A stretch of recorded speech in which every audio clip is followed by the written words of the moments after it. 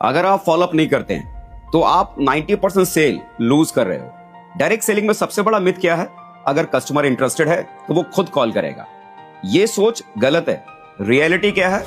Customer busy होता है, decision delay करता है, इसलिए फॉलोअप बहुत जरूरी है। स्मार्ट सेलर क्या करते हैं? सबसे पहले वो पहले दिन जाते हैं और उनसे सवाल करते हैं कि सर कोई डाउट तो नहीं?